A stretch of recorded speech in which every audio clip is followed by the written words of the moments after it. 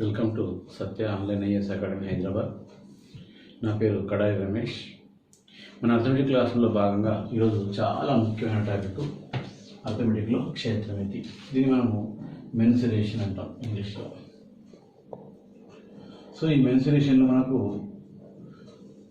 2 dimension figures మరియు 3 dimension figures అని మనం తీసుకుంటాం. సో 2 డైమెన్షన్ ఫిగర్స్ అంటే ఏదికైతే వాల్యూమ్ లేదా షేప్ లేదో బాడీ లేదో దాన్నే 2 డైమెన్షన్స్ అంటాము. ఇందులో మనకి ఏమేమి వస్తాయంటే త్రిభుజాలు, చతుర్భుజము, దీర్ఘచతురస్రము, వృత్తము, అర్ధవృత్తము, ఓకే, ఇవన్నీ మనకు ట్రెపీజియం, రాంబస్, అలాగే ఇవన్నీ వస్తుంటాయి. అయితే ఇందులో మనం త్రిభుజాలలో ఎన్ని రకాల త్రిభుజాలు ఉంటాయి? త్రిభుజాలలో అన్ని భుజాలు సమానంగా ఉన్నాయనుకో దీన్ని సమాబాహు త్రిభుజం అంటాం. సో అంటే అన్ని భుజాలు ఇక్కడ అన్ని త్రిభుజాలు సమానం, అన్ని భుజాలు సమానంగా ఉంటాయి. దాన్ని సమాబాహు త్రిభుజం అంటాం. సమద్విబాహు త్రిభుజం అంటే ఏంటిది? రెండు భుజాలు సమానంగా ఉంటే ఒక హైట్ అనేది 2 భాగాలు సమాన భాగాలుగా చేస్తే దాన్ని సమద్విబాహు త్రిభుజం అంటాం. మూడోదాన్ని ఏమంటాము? అసమబాహు త్రిభుజము లేదా విషమ త్రిభుజం అంటాం. అంటే అన్ని భుజాలు వేరు కలిగి ఉంటే దాన్ని విషమబాహు త్రిభుజం అంటాం. ఇంకో త్రిభుజము లంబకోణ త్రిభుజం. ఏ త్రిభుజం అయితే 90 డిగ్రీల కోణం కలిగి ఉంటుందో దాన్ని లంబకోణ త్రిభుజం అంటాం. ఇప్పుడు మనము ఈరోజు చెప్పుకునే టాపిక్లలో ఒక్కొక్క త్రిభుజం గురించి మనం చాలా డీటెయిల్గా క్లియర్గా నేర్చుకున్నాం. ఫస్ట్ మనం నేర్చుకునేటటువంటి అంటే సమాబాహు త్రిభుజము. సమాబాహు త్రిభుజము. సో సమాబాహు త్రిభుజం అన్న పరిస్థితిని ఈక్విలేటర్ ట్రయాంగిల్ అంటాం.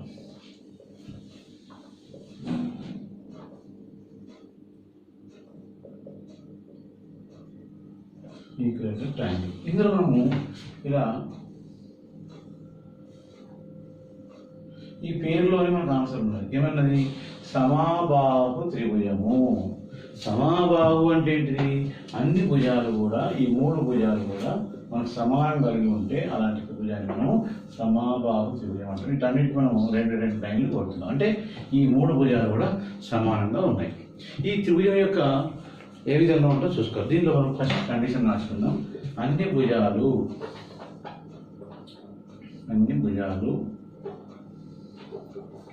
సమానంగా ఉంటాయి. నెక్స్ట్ అన్ని కోణాలు సమానంగా ఉంటాయి. ఈ ధర్మాలు మనం తెలుసుకోవాలి. ఫస్ట్ అన్ని కోణాలు సమానంగా ఉంటాయి.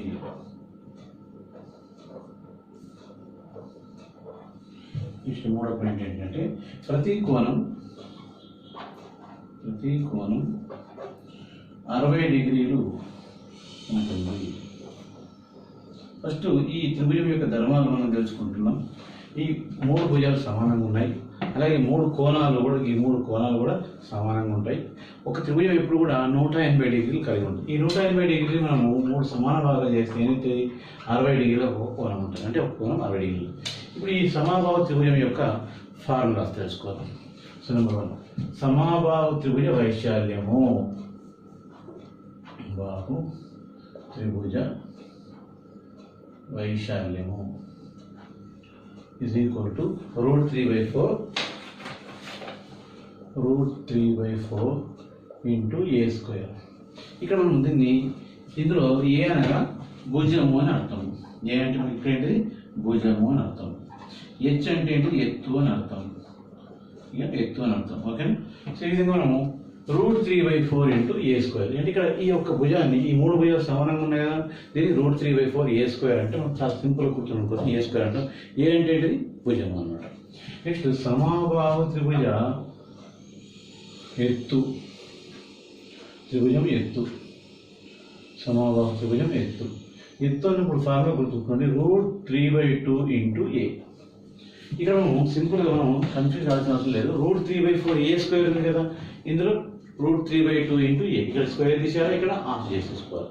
అప్పుడు ఏమవుతుంది? సమాబాహు త్రిభుజం యొక్క ఎత్తు వస్తుంది. నెక్స్ట్ మూడవది సమాబాహు త్రిభుజం చుట్టుకొలత. సో ఇక్కడ మనం 3 భుజాలు సమానంగా ఉన్నాయి కాబట్టి దీన్ని a+a అనొచ్చు, లేదా 3 into a అని కూడా అనొచ్చు. సో చాలా వరకు మనం ఏమంటాం అంటే సమాబాహు త్రిభుజం చుట్టుకొలతకు 3a అంటాం. అంటే 3a అన్నా a plus a plus a plus a అని 3 సార్లు అన్నా ఒకటే. సో ఇవి మనం గుర్తుంచుకోవాలి. ఈ 3 ఫార్ములాలను గుర్తుంచుకుంటే ఈ యొక్క ధర్మాలను గుర్తుంచుకుంటే సమబాహు త్రిభుజం యొక్క మనం విషయం పూర్తి అర్థమైంది. ఇంకోసారి చూద్దాం. సమబాహు త్రిభుజం అనగా అన్ని భుజాలు సమానంగా ఉంటాయి, అన్ని కోణాలు సమానంగా ఉంటాయి, ఒక్కొక్క భుజము 60 డిగ్రీలు కలిగి ఉంటుంది, మొత్తం డిగ్రీ యొక్క విలువ 180 డిగ్రీలు. సమబాహు త్రిభుజం యొక్క వైశాల్యం ఫార్ములా √3/4 × a². సమబాహు త్రిభుజం యొక్క ఎత్తు √3/2 × a. సమబాహు త్రిభుజం యొక్క చుట్టుకొలత అంటే a plus a plus a. నేను ఏ అనుకున్నప్పుడు a plus a plus a 3 సమానంగా ఉంటాయి కాబట్టి 3a అని చెప్పుకోవచ్చు. మనం ఇప్పుడు నెక్స్ట్ నేర్చుకునేది అసమాబాహు త్రిభుజము. సమబాహు త్రిభుజము, అసమాబాహు త్రిభుజము. రెండవది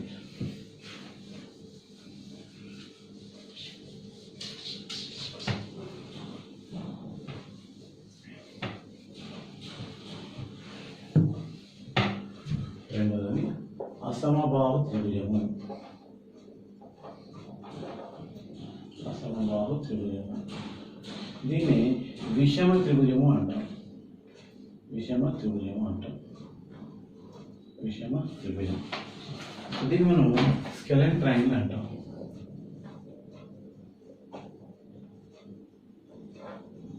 స్కెలెన్ ట్రయాంగిల్. ఇక అసమబాహు త్రిభుజం అనగానే మనం ఎలా ఉంటుందో తెలుసుకోవాలి. ఇది అసమబాహు త్రిభుజం అనుకుంటే సో ఇది ఒక లైన్ ఇస్తుంది, ఇక్కడ 2 లైన్ ఇస్తుంది, 3 లైన్. అంటే ఇప్పుడు ఏమనిపిస్తుంది, ఈ 3 భుజాలు కూడా వేరు కలిగి ఉన్న భుజాన్ని అసమబాహు, సమాబాహు, అసమబాహు మాటల్లోనే అసమానము ఉంది. అసమానం అనగా వేరు భుజాలు కలిగి ఉన్న వాటిని అసమానం అంటారు, లేదా విషమబాహు త్రిభుజము అంటారు, లేదా స్కెలెన్ ట్రయాంగిల్ అంటారు, మనం ఏదన్నా అనొచ్చు. సో దీని యొక్క ధర్మాలు. సో అసమబాహు వేరు భుజాలు కలిగి ఉంటుంది. వేరు భుజాలు కలిగి ఉంటాయి. నెక్స్ట్ 3 కోణాల మొత్తము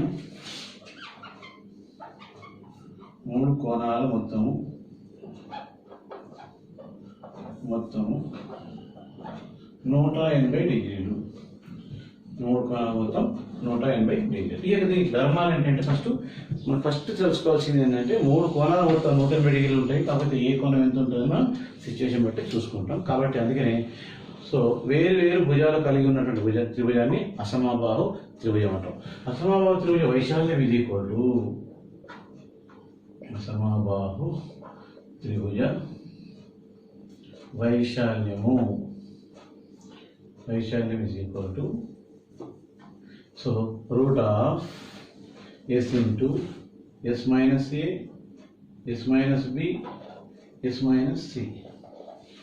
s అంటే ఏంటిది? ఇక్కడ సైడ్ అన్న దీన్ని s అని పిలుస్తారు, a అని పిలుస్తారు, సైడ్ అంటారు. దీన్ని s అన్న సైజ్. s అంటే ఏంటి? మనకి ఇక్కడ సైడ్ అని అర్థం. ఏ అంటే భుజము అని అర్థం. భుజం అని అంటారు, కొందరు సైడ్ అని అంటారు. ఇట్లాంటి అర్థం ఉంటుంది. దీన్ని ఏ కూడా అనుకోవచ్చు. ఈ రోజు మనం భుజమే అన్నాం, సైడ్ కూడా భుజమే అన్నాం. ఓకే. అసమబాహు త్రిభుజ వైశాల్యంకు ఫార్ములా ఏంటండి? Route of s into s minus a, s minus b, s minus c. s is equal to a plus b plus c by 2. అంటే ఈ 3 భుజాలను కూడితే అప్పుడు a plus b plus c by 2 చేస్తే మనకు ఒక ఇది వస్తుంది. దాంతో మనం ఈ s విలువ కనుక్కుంటాం. s అంటే ఏంటి? మనకు సైడ్ అన్నమాట. దీని యొక్క అసమబాహు త్రిభుజం యొక్క చుట్టుకొలత, అసమబాహు త్రిభుజం చుట్టుకొలత is equal to a plus b plus c. ఇక్కడ a plus b plus c ఎందుకున్నాము? అక్కడ a plus a plus a ఎందుకున్నాము అంటే అక్కడ అన్ని భుజాలు సమానంగా ఉన్నాయి కాబట్టి 3a తీసుకున్నాము. ఇక్కడ ప్రతిదానికి భుజం వేరే ఉంది కాబట్టి ఇది a, ఇది b, ఇది c అని 3 వేరు భుజాలు ఉన్నాయి కాబట్టి 3 కంపల్సరీ. చుట్టుకొలత అన్నప్పుడు ఏం లేదు, మనము ఇక 3ని మొత్తం రౌండ్గా కూడితే అది చుట్టుకొలత వచ్చేస్తుంది. కాబట్టి అసమబాహు త్రిభుజం చుట్టుకొలత ఇది కూడా ఏమంటాం మనం? a plus b plus c by a plus b plus c అంటాం. అంతే చుట్టుకొలత ఫార్ములా.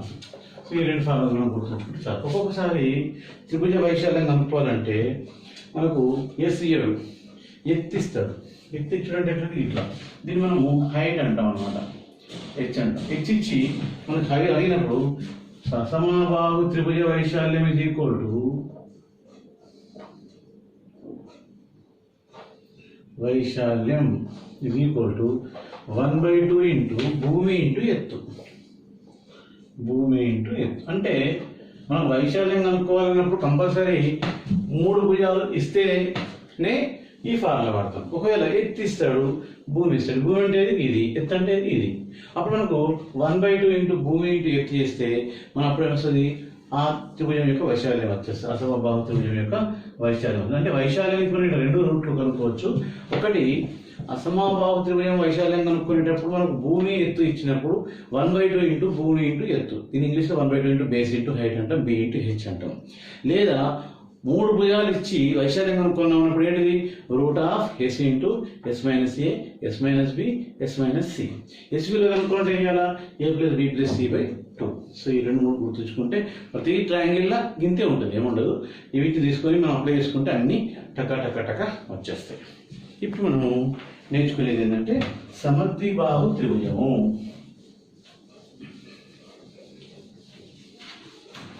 మూడవది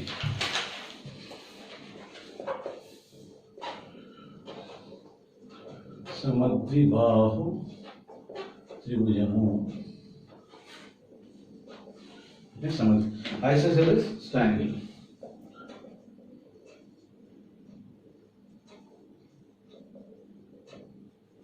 ఐసోసెలస్ ట్రయాంగిల్ అంటాము. సో ఇక్కడ మనం ఐసోసెలస్ ట్రయాంగిల్ అంటే ఏంటంటే సమద్విబాహు త్రిభుజం. ఇందులో కూడా ద్వి అంటే 2 కదా. అందువల్ల మనం ఒకసారి గమనిస్తే ఇది మనం ఇలా తీసుకున్నప్పుడు ఈ 2 మధ్యలో ఒక గీత గీసుకోవాలి. ఇది కంపల్సరీ 2కి సమానంగా భాగాలను చేస్తుంది అనమాట. అప్పుడు మనం దీన్ని ఇది ఎంత ఉందో ఇది కూడా అంతే ఉంటుంది, ఇది వేరు ఉంటుంది. సో దీన్ని మనం దీన్ని ఏ అనుకున్నప్పుడు దీన్ని బి అనుకుందాం, బేస్ అనుకుందాం. అప్పుడు ఇక్కడ ఇది ఎంత ఉందో ఇది కూడా అంతే ఉంటుంది. ఈ 2 సమానంగా ఉంటాయి అన్నమాట. దీని యొక్క ధర్మాలు. సో 3 భుజాలలో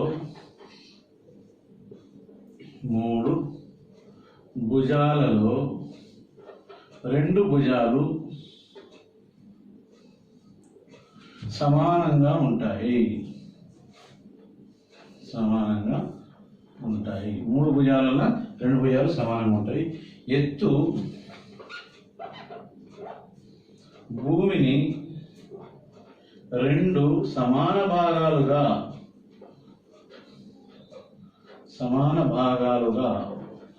విభజిస్తుంది.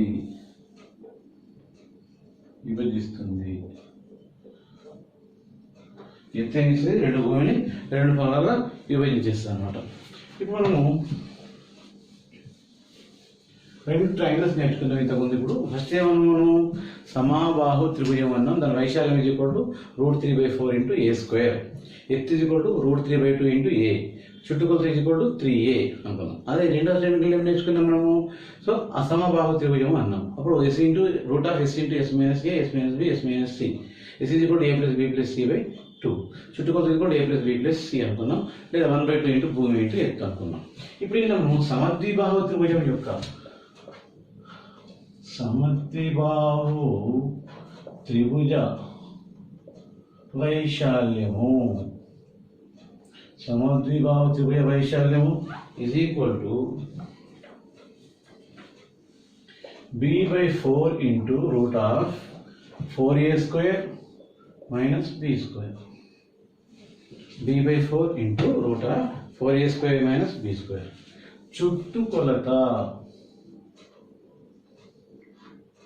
చుట్టుకొలత is equal to a plus b. దీన్ని మనము 2a ప్లస్ b అని కూడా అంటారు. 2a plus b. చుట్టుకొలత is equal to formula 2a plus b. ఎత్తు is equal to root of 4a² minus b²/2. ఇది కొంచెం జాగ్రత్తగా గుర్తుంచుకోవాల్సిన అవసరం ఉంది.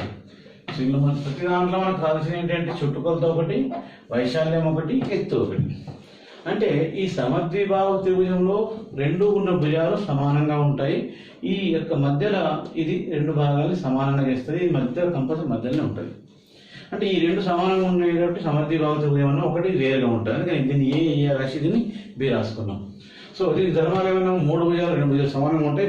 ఎత్తు భూమిని 2 సమాన భాగాలుగా విభజిస్తుంది. సమద్విబాహు త్రిభుజం వైశాల్యం ఏంటి formula b/4 into √4a² - b². b² అంటే ఇది అనమాట. నెక్స్ట్ చుట్టుకొలతకి ఏంటిది, ఇది a+b అనమాట. దాన్ని 2a+b అని కూడా రాసుకోవచ్చు, 2a+b అని కూడా రాసుకోవచ్చు. ఎత్తుకు formula ఏమన్నాము 4a² - b²/2.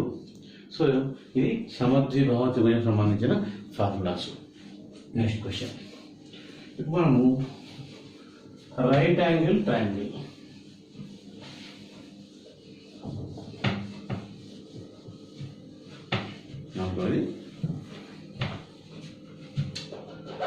లంబకోణ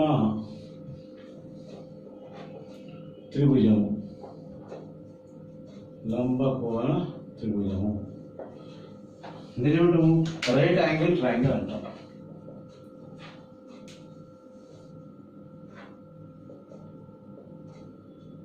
right angle triangle.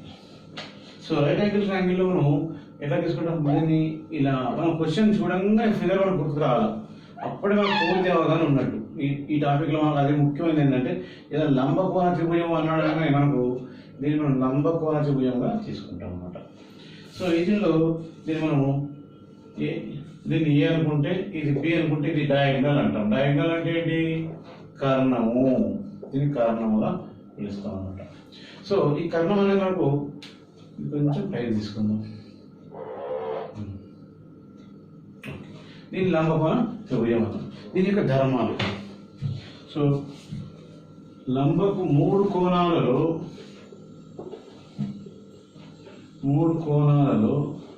ఒకటి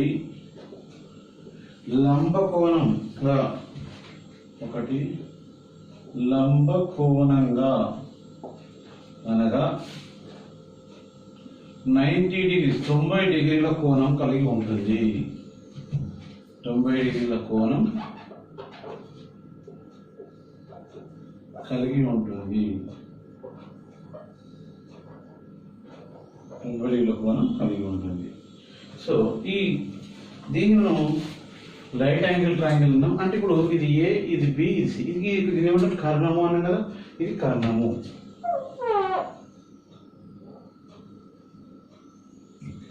ఇది కర్ణము అనుకో, డయాగ్నల్ ఏబిసి. సో లంబకోణ త్రిభుజ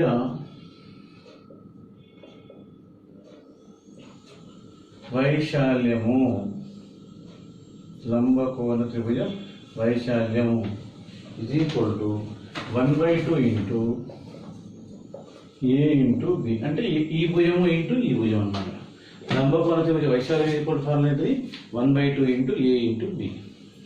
సో లంబకోణ త్రిభుజ భుజము is equal to కర్ణము, లేదు దీన్ని d అన్నాగా, కర్ణము is equal to d² is equal to a² plus b².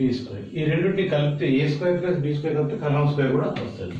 లేదా d is equal to, లేదా కర్ణం స్క్వేర్ is equal to, ఇది కర్ణం is equal to అంటే ఏమొస్తాము, లేదా d is equal to √a² plus b², లేదా l² ప్లస్ b² కూడా అంటారు, ఎట్లన్నా అనుకోవచ్చు. కర్ణం is equal to అంటే diagonal is equal to √a² plus b². కర్ణం square is equal to a² plus b². ఇది రూట్ ఆఫ్ చూసుకోవాలి. నెక్స్ట్ చుట్టుకొలత is equal to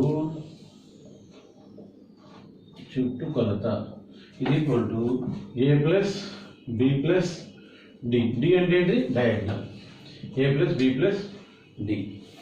ఇప్పుడు మనం 4 త్రిభుజాల గురించి చక్కగా ఇంట్రడక్షన్ చేయడం జరిగింది. ఫస్ట్ త్రిభుజాలు ఏమనుకున్నాం మనము, ఈజీగా గుర్తుండడం కోసం ఒక ఆర్డర్లో పెట్టారనమాట. సమాబాహు అనగా అన్ని భుజాలు సమానంగా ఉంటాయి. రెండో త్రిభుజం ఏమనుకున్నాము, అసమబాహు అంటే వేరువేరుగా ఉంటాయి. సమద్విబాహు అంటే 2 సమానంగా ఉంటాయి.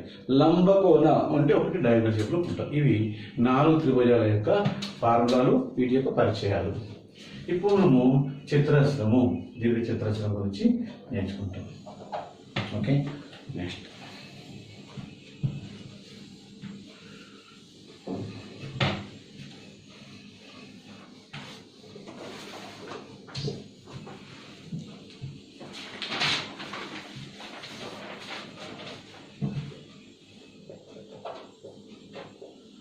చతురస్రము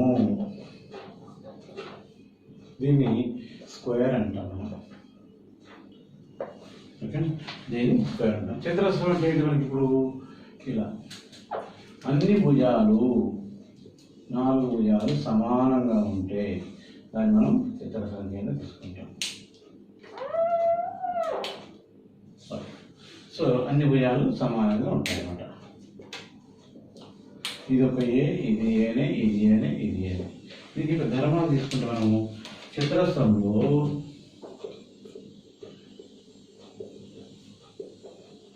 అన్ని భుజాలు సమానము, అన్ని కోణాలు సమానము, అన్ని కోణాలు సమానం. రెండు కర్ణాలు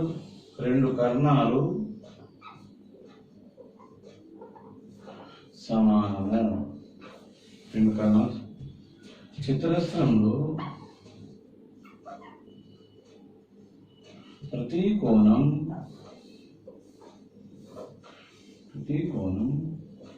90 డిగ్రీలు ఉంటుంది. మనకు ఎందుకంటే ఒక ఫిగర్ గురించి మనం పూర్తి అవగాహన ఉన్నప్పుడు ఆ క్వశ్చన్ మనం ఏ విధంగా ఇచ్చినా టక్క టక్క టక్క చేయొచ్చు. దీని యొక్క ధర్మాలను చతురస్రంలో అన్ని భుజాలు సమానంగా ఉన్నాయి కాబట్టి అన్ని ఏ పెట్టుకున్నాము, ఈక్వల్ పెట్టుకున్నాం, 2 పెట్టుకున్నాము. అన్ని కోణాలు కూడా సమానంగా 90 డిగ్రీల కోణం కలిగి ఉంటుంది కాబట్టి రెండు కర్ణాలు కూడా ఈ కర్ణం ఎంత ఉందో ఈ కర్ణం కూడా అంతే ఉంటుంది. దాని డయాగ్నల్స్ అంటే కదా, డయాగ్నల్స్ కూడా సమానంగా ఉంటాయి. అందుకని అన్ని కోణాలు మనకు 90 డిగ్రీల కోణం కలిగి ఉంటాయి. అంటే ఉన్న రెండు కోణాలు కూడా 90 డిగ్రీల కోణం కలిగి ఉంటాయి. ఇప్పుడు మనం చతురస్రం యొక్క వైశాల్యం, చతురస్ర వైశాల్యం ఇది ఈక్వల్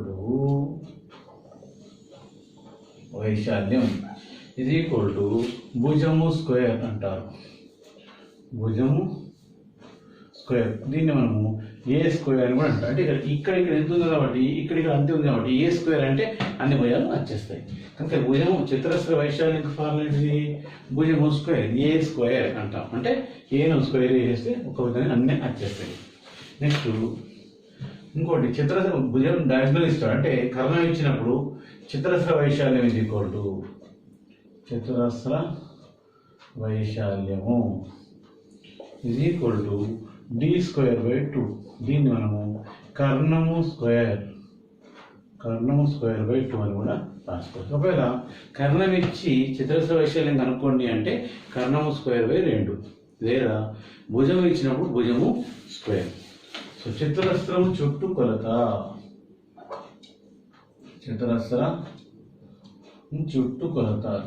ఎన్ని ఉన్నాయి మనకి ఇప్పుడు కదా? సో 4 ఉన్నాయి కదా, 1 2 3 4 భుజాలు ఉన్నాయి కదా. దీనికి మనము 4a అంటే అయిపోతుంది. అంటే 4 ఇంటూ a ప్లస్ 4 సార్లు అన్న 4a అని ఒకటే. చతురస్రం చుట్టుకొలత ఫార్ములా ఏంటిది? 4a. ఇప్పుడు మనము చతురస్రం గురించి డీటెయిల్గా తెలుసుకుందాం. అంటే చతురస్రం అంటే మనం ఫస్ట్ మన మైండ్కి ఏం చేయాలంటే ఫిగర్ కళ్ళ ముంగడికి రావాలి. మనం ఏమైతే అనుకుంటున్నామో దాని కళ్ళ ముంగడికి వచ్చినప్పుడు మనం చాలా ఈజీగా గుర్తుంచుకోవచ్చు. ఫార్ములాస్ అయితే గుర్తుంచుకోవాల్సిన అవసరం లేదు. అందుకే ఆ యొక్క ఉన్న ధర్మాలతో కాన్సెప్ట్లు వచ్చేస్తాయి అనమాట. అప్పుడు చతురస్రం యొక్క వైశాల్యం ఈక్వల్ ఏంటి మనకు? a², భుజము స్క్వేర్. చతురస్రం చుట్టుకొలత ఫార్ములా ఏంటిది? 4a. కర్ణం ఇచ్చినప్పుడు వైశాల్యం ఏంటి? d²/2. సో ఇంతే ఫార్ములా. ఇది చతురస్రం అన్ని భుజాలు సమానము, అన్ని కోణాలు సమానం, రెండు కర్ణాలు సమానం. చతుర్భుజంలో చతురస్రం అన్ని కోణాలు 90 డిగ్రీల కోణం కలిగి ఉంటుంది. ఓకేనా? నెక్స్ట్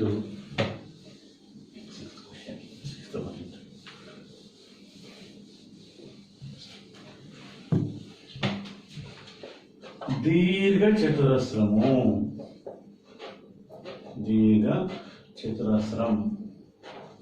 దీన్ని రెక్టాంగిల్ అంటాం అన్నమాట. దీర్ఘ చతురస్రం అంటే ఎలా ఉంటుంది? ఎదురెదురు భుజాలు సమానంగా ఉన్నటువంటి దాన్ని దీర్ఘ చతురస్రం అంటాం మనం. ఓకే, ఇది ఈ షేప్ కలిగి ఉన్నది. ఈ రెండు సమానంగా ఉంటాయి. సో ఈ రెండు కూడా సమానంగా ఉంటాయి. దీన్ని మనం దీర్ఘ చతురస్రం కింద తీసుకుంటాం. అప్పుడు దీర్ఘ చతురస్రం యొక్క ధర్మాలు, దీర్ఘ చతురస్రంలో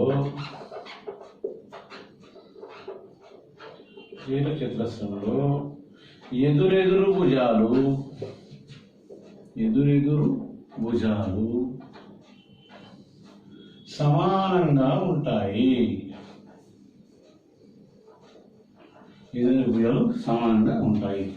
అన్ని కోణాలు సమానంగా ఉంటాయి. అన్ని కోణాలు సమానంగా ఉంటాయి. ఓకే. సో రెండు కర్ణాలు సమానంగా ఉంటాయి. సేమ్ చెప్తాను, రెండు కర్ణాలు సమానంగా ఉంటాయి.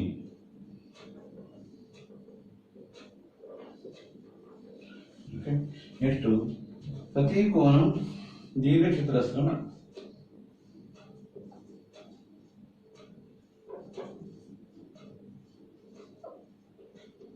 ప్రతి కోణం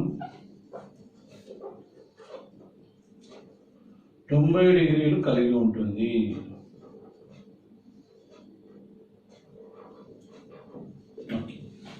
ఇప్పుడు మనము ఫార్ములా నేర్చుకుందాం. సో దీర్ఘ చతురస్రం అంటే ఏమనుకున్నాం? రెండు భుజాలు, అది రెండు భుజాలు, ఇది ఎంత ఉందో ఇది ఎంత ఉంది, ఇది ఎంత ఉందో అది ఉంది. చతురస్రంలో అన్ని భుజాలు సమానంగా ఉంటాయి. అందుకని ఇక్కడ ఏ స్క్వేర్ అంటే సరిపోయింది. కానీ ఇక్కడ అట్లా కాదు. దీర్ఘ చతురస్ర వైశాల్యం ఇది ఈక్వల్ టు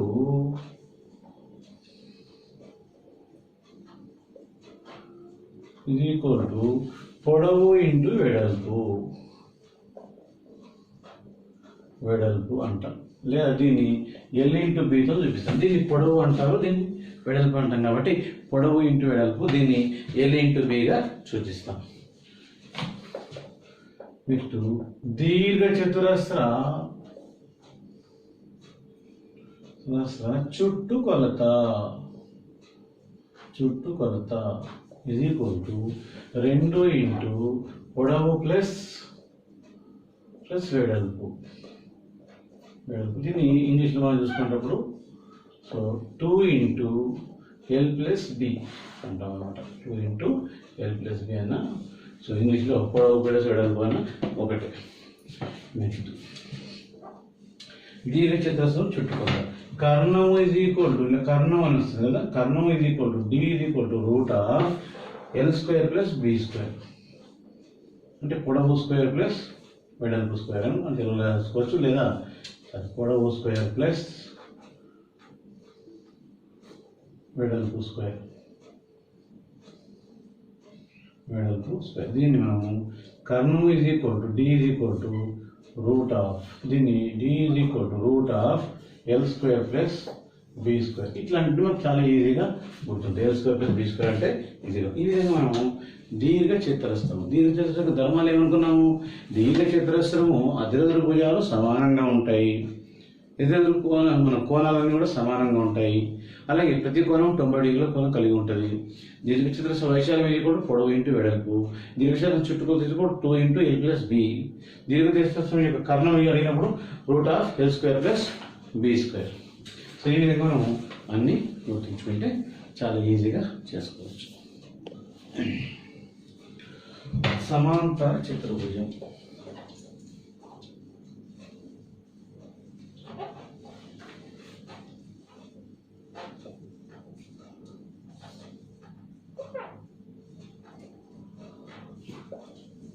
సమాంతర చతుర్భుజం ఇది మనము ప్యారలలోగ్రామ్ అంటాం.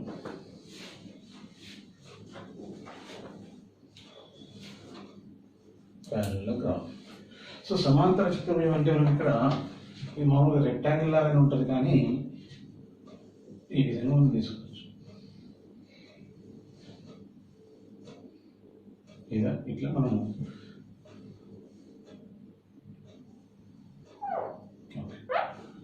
ఓకే. దీన్ని మనం సమాంతర. ఇప్పుడు ఇక్కడ ఈ ఎదురెదురు భుజాలు కూడా ఇక్కడ కూడా సమానంగా ఉంటాయి. దీని ధర్మాలు. సమాంతర చతుర్భుజంలో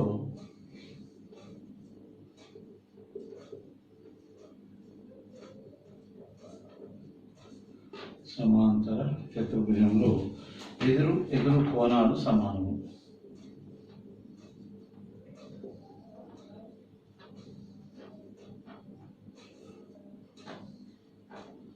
ఎదురు కోణాలు సమానం.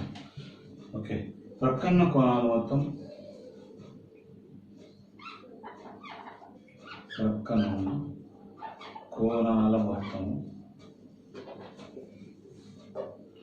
cos 80 degree. ఓకే, ఇప్పుడు సమాంతర చతుర్భుజ వైశాల్యం ఈజ్ ఈక్వల్ టు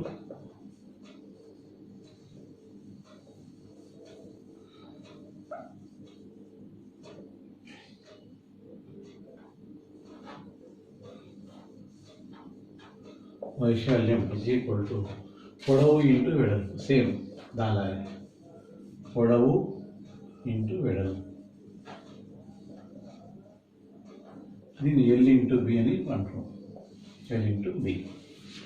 నెక్స్ట్ సమాంతర చతుర్భుజ చుట్టుకొలత. చుట్టుకొలత so is equal to same 2 into L plus B. అంటే ఏమంటాము, 2 ఇంటూ పొడవు ప్లస్ వెడల్పు. తెలుగు రాసుకుంటే రాసుకోండి, లేకపోతే 2 ఇంటూ పొడవు ప్లస్ వెడల్పు. సో ఇది చుట్టుకొలత తెలుగులో. నెక్స్ట్ మూడోది. సో ఇక్కడ మనం ఈ రెండు ఫార్ములా మనం తీసుకోవచ్చు. సో సమాంతర చతుర్భుజ వైశాల్యం ఫార్ములా పొడవు ఇంటూ వెడల్పు. సేమ్ దీర్ఘ చతురస్రం పోలి ఉంటుంది, కాకపోతే ఇక్కడ మనం స్ట్రేట్గా 90 degrees యాంగిల్స్ ఉండవు. సో చుట్టుకొలత ఇది equal to 2 into L plus B. 2 into L plus B. పొడవు ప్లస్ వెడల్పు. ఇప్పుడు ఇది సమాంతర చతుర్భుజం. దీన్ని ప్యారలలోగ్రామ్ అంటాం. నెక్స్ట్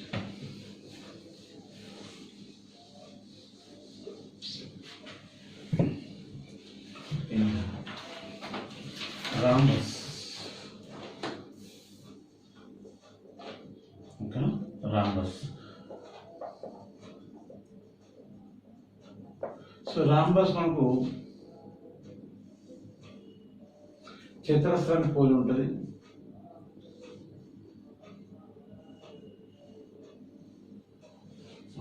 కొంచెం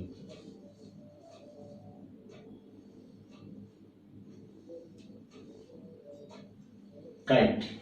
ఇది మనం కైట్ అంటాం కదా, పతంగి కైట్ అనుకుంటాం. దీన్ని D1 డయాగ్నల్ 1 అంటాం. దీన్ని డయాగ్నల్ 2 తీసుకుంటాం. సో దీన్ని డయాగ్నల్ 1 డయాగ్నల్ 2. దీని రాంబస్ అంటే మనకు గుర్తుంచుకోవాల్సింది ఏంటంటే ఈ చతురస్రాన్ని మాత్రం పోలి ఉంటుంది. చతురస్రం ఎట్లుంటే అట్లా ఉంటుంది.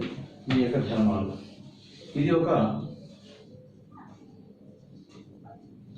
చతుర్భుజం.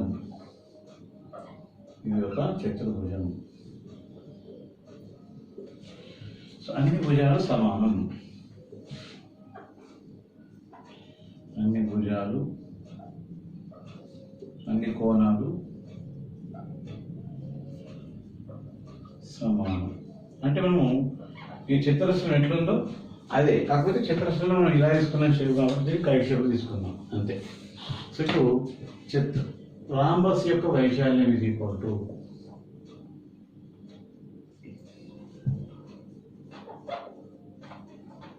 వైశాల్యం ఇది ఈక్వల్ టు ఇక్కడ మనకు రెండు D1 D2 ఇచ్చింది కాబట్టి 1/2 ఇంటూ D1 ఇంటూ D2.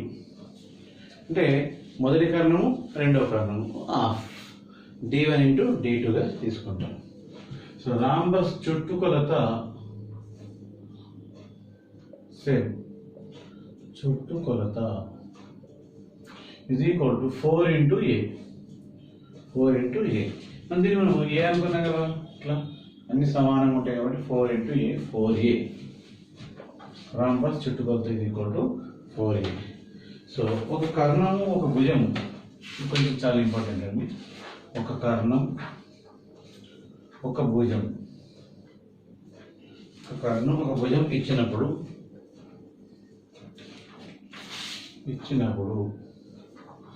వైశాల్యం ఇది ఈక్వల్ టు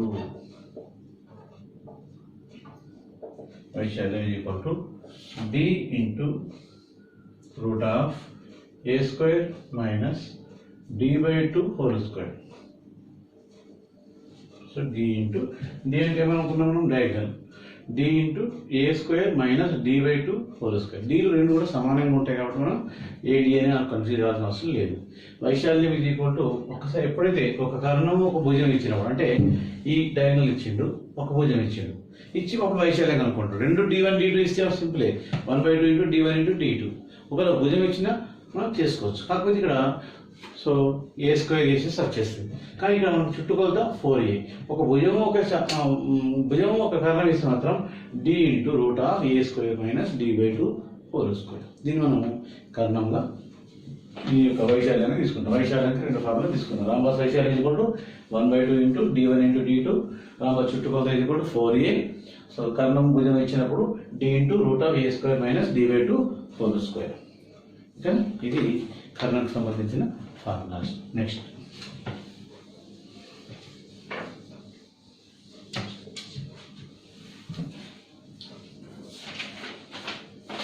ట్రెపీజియం.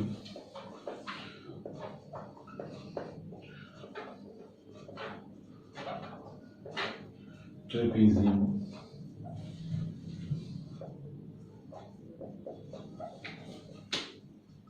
సో ఇక్కడ ట్రెపీజియం అంటే ఏంటి? సో ట్రెపీజియం ఎలా ఉంటే మనం ఒక దీన్ని మనం ట్రెపీజియం అంటాం. ఒక విధంగా చెప్పాలంటే మనం ఒక నదిలో పోయేటప్పుడు మనం ఇలా తీసుకొని ఈ నది ఈ షేప్లో ఉంటుంది. ఇది ఉల్టా చేసినాం అంతే. ఈ ట్రెపీజియం ఇట్లన్నా ఒకటే. సో కాలువ నీరు పారే కాలువలు ఉంటాయి, ఈ విధంగా ఉంటాయి కదా. ఇది మనం ట్రెపీజియం యొక్క షేప్ అన్నమాట. సో ఈ ట్రెపీజియం ఎలా ఫార్ములాస్ ఏముంటాయో నేర్చుకుందాం. దీని ధర్మాలు ఏముంటాయి. సో ఇది ఒక చతుర్భుజం లాంటిది.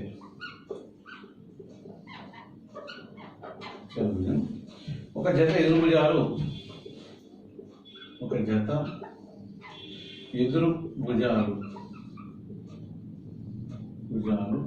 సమాంతరాలు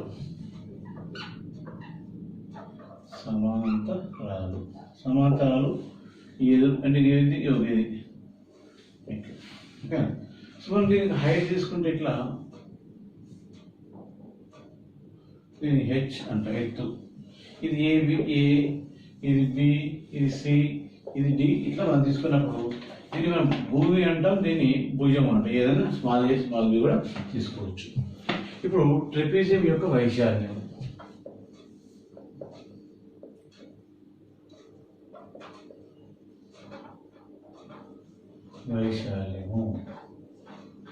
ట్రెపీజియం యొక్క వైశాల్యం is equal to 1/2 into a plus b into h.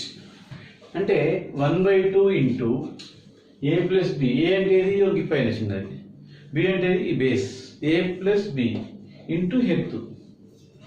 So 1/2 into a plus b into దీన్ని 1/2 into h into a plus b కూడా అనొచ్చు, లేదా 1/2 into a plus b into h అన్న ఒకటి. వైశాల్యం ఈక్వల్ చుట్టుకొలత. సో ట్రెపీజియం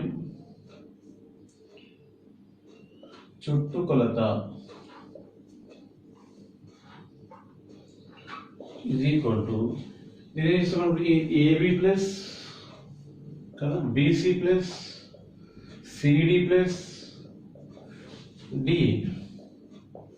అంటే ఈ ఏ క్యాపిటల్ ఏ ఇక్కడ నుంచి ఇక్కడ దాకా BC CD DE ఇట్లా తీసుకోవచ్చు. ఒకవేళ దీన్ని ABCD అంటే కూడా చేసుకోవచ్చు. కాకపోతే ఇలా తీసుకున్న వేరే వేరే కాబట్టి మనం AB plus BC plus CD plus DE తీసుకోవాలి. ట్రెపీజియం యొక్క చుట్టుకొలత. ఇంకోసారి చూద్దాం. ట్రెపీజియం అంటే సో ఇది ఒక చతుర్భుజం లాంటిది. ఒక జత ఎదురు భుజాలు సమాంతరంగా ఉంటాయి. ట్రెపీజియం యొక్క వైశాల్యం formula 1/2 into a plus b into height. ఇది ఒక భుజాలు. ట్రెపీజియం చుట్టుకొలత AB plus BC plus CD plus DE. Okay, next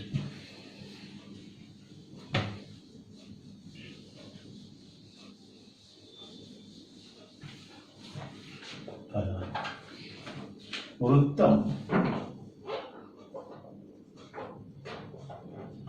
దీన్ని మనం సర్కిల్ అంటాం. సో ఈ వృత్తాన్ని ఇది కేంద్రంగా తీసుకున్నప్పుడు ఈ కేంద్రం మనం ఈ వృత్త కేంద్రం నుంచి ప్రతి దూరం అంటే చుట్టూ మొత్తం ఉన్న భాగాలన్నీ సమాన దూరంలో ఉంటాయి, సమాధానం ఉంటాయి. దీన్ని మనం ఇక్కడ నుంచి ఇక్కడ దాకా స్మాల్ రేడియస్ అంటాం, వ్యాసార్థము. ఇందులో ముఖ్యం తెలియాల్సింది ఏంటంటే R. R is equal to ఏంటంటే వ్యాసార్థము లేదా వ్యాసము అని అంటాడు. 2r ఈజ్ ఈక్వల్ టు ఏంటంటే వ్యాసము. వ్యాసముకు వ్యాసార్థం డిఫరెన్స్ ఏంటిది? ఇక్కడ నుంచి ఇక్కడ దాకా మనం తీసుకున్న భాగాన్ని వ్యాసార్థము అంటాము. అది ఇటు నుంచి ఇటు ఎడిచి దాకా కూడా తీసుకున్నాం అనుకో, ఇది ఏమైంది? వ్యాసార్థం. ఇప్పుడు వ్యాసార్థం ఇచ్చి వ్యాసం కనుక్కుంటాడు. అప్పుడు వ్యాసార్థం ఇచ్చి వ్యాసం కనుక్కున్నప్పుడు ఇది వ్యాసము ఇది ఈక్వల్ ఏమైతే అప్పుడు 2r అవుతుంది. ఒకవేళ వ్యాసం ఇచ్చి వ్యాసార్థం అంటాడు అంటే ఏంటి? సో వ్యాసము బై 2 ఎట్లయినా అంతే. ఇప్పుడు ఇక్కడ చూడాల్సింది మనం ఈ యొక్క వృత్తం యొక్క చుట్టుకొలత. సో వృత్తము, సో ఇది వృత్తం. దీని యొక్క మనము వృత్తము అంటే కేంద్ర స్థానం నుంచి చుట్టూ సమాన దూరంలో ఉన్న భాగాన్ని ఉన్నదని మనం వృత్తం కింద తీసుకుంటాం. సో ఈ వృత్తం అనేది మనం కొలచడానికి ఫార్ములా వృత్త వైశాల్యము. ఇందులో పై ఉంటుంది. So pi is equal to value ఎంత మనకు 22/7. ఓకే. సో వృత్త వైశాల్యం ఈజ్ ఈక్వల్ టు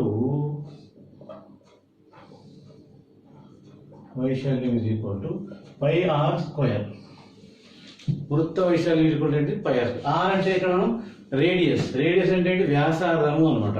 దీన్ని తెలుగుకున్న వాళ్ళకు వృత్త వైశాల్యం ఈజ్ ఈక్వల్ టు π వ్యాసార్థము స్క్వేర్ అంటే అంత కన్ఫ్యూజింగ్గా ఉంటుంది. సింపుల్గా ఇంగ్లీష్ని గుర్తుంచుకోండి. πr². వృత్త వైశాల్యం ఈజ్ ఈక్వల్ టు πr². వృత్తం చుట్టుకొలత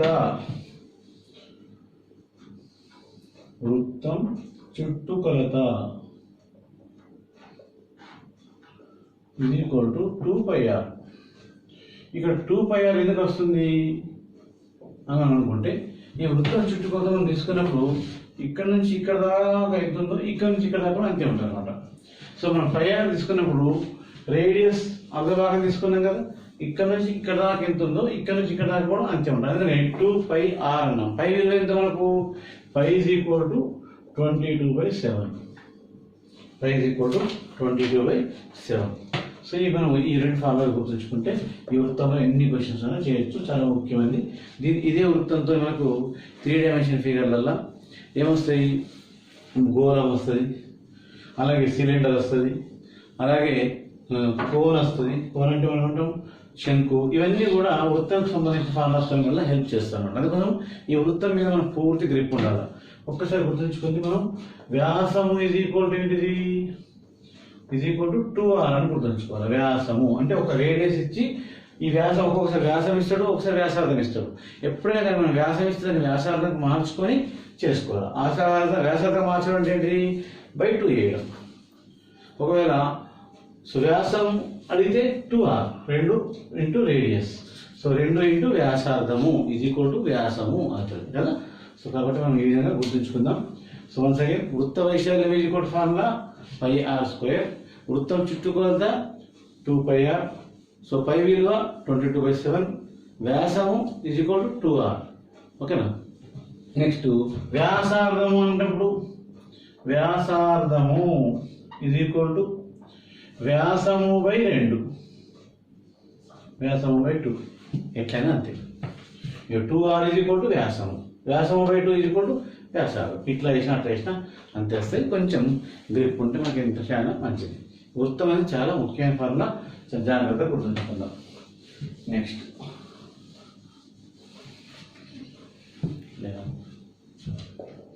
అర్ధవృత్తము.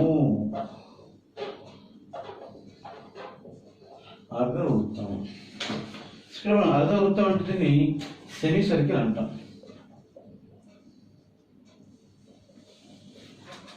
Semi circle. సో ఇక్కడ మనం ఒక వృత్తం తీసుకున్నప్పుడు మనము ఇలా సమానంగా కట్ చేసి ఇలా తీసేసే వరకు ఇది ఏమైంది? మనకు అర్ధవృత్తం అయింది కదా. అర్ధవృత్తం అంటే వృత్తంలో సగం. వృత్తంలో సగభాగాన్ని అర్ధవృత్తం అంటాం అన్నమాట. Semi circle. సో ఇక్కడ మనకు ఇది వృత్త కేంద్రంగా తీసుకొని ఇక్కడ నుంచి ఇక్కడ దాకా మనం r అంటాం. ఇక్కడ నుంచి ఇక్కడ దాకా r2 అంటాం. రెండు కూడా 5 6 6 అవుతుంది. r ఈజ్ ఈక్వల్ టు ఏంటి? మనము వ్యాసార్థము. Okay. So 2r is equal to ఏంటిది? వ్యాసము. ఇది చాలా ముఖ్యమైన పాయింట్. ఇది మనం గుర్తుంచుకోవాల్సింది. 2r ఈజ్ ఈక్వల్ వ్యాసం. ఇప్పుడు అర్ధవృత్త వైశాల్యము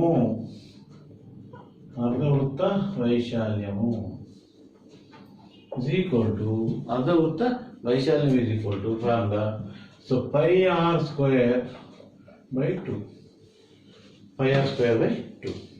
మరి ఇప్పుడు నీకు వృత్త వైశాల్యం వచ్చిందంటే అర్ధవృత్త వైశాల్యం వస్తుంది. వృత్త వైశాల్యం ఫార్ములా ఏంటిది? పై r స్క్వేర్. అర్ధవృత్తం అంటే సగం కాబట్టి బై 2. కన్ఫ్యూజన్ ఉందా? మర్చిపోతాం, నో ఛాన్స్. వృత్త వైశాల్యం వచ్చిందంటే పై r స్క్వేర్, దాన్ని సగం చేస్తే అర్ధవృత్త వైశాల్యము, అంతే.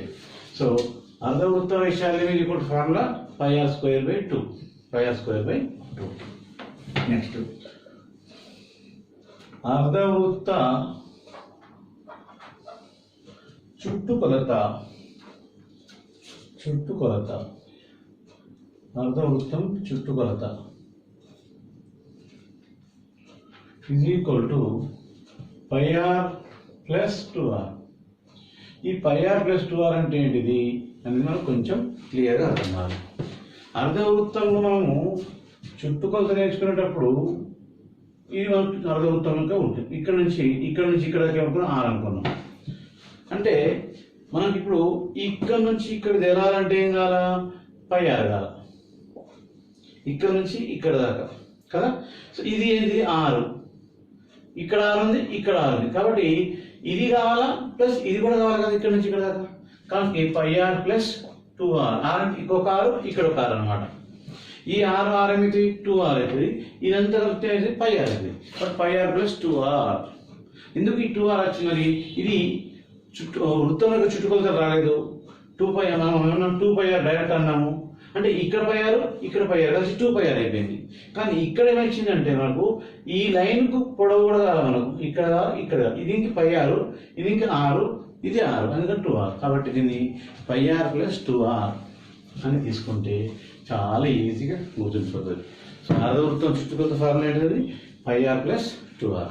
సో అర్ధవృత్తం వైశాల్యం equal to pi r square ఉండే వృత్తంకు బై 2 చేస్తే సగం చేస్తే పై r స్క్వేర్ బై 2. ఇది అర్ధవృత్తం యొక్క డీటెయిల్స్.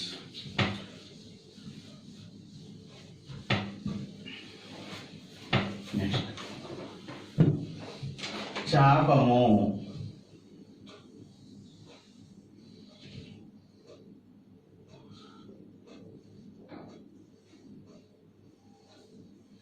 ఓకే, సెక్టార్ అంటాం మనం దీన్ని, చాపము.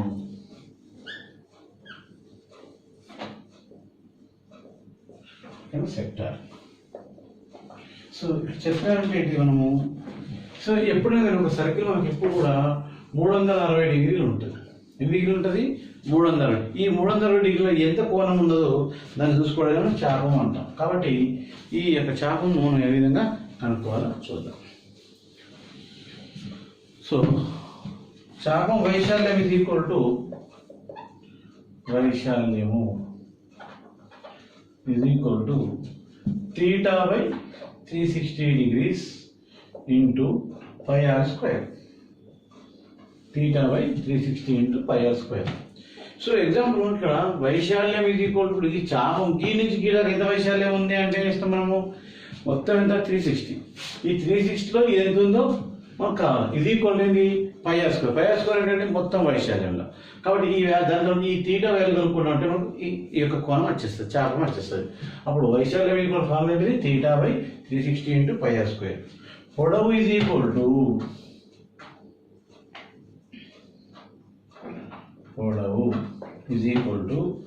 L is equal to theta by 360 into 2πr.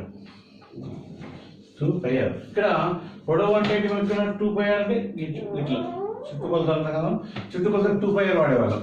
ఆ చుట్టుకొలత 2πrలో 360 భాగంలో ఎంత భాగము అది మనకు ఈ యొక్క పొడవు లెంత్ అంటాం. ఇది వైశాల్యం అంటే ఏరియా. నెక్స్ట్ చుట్టుకొలత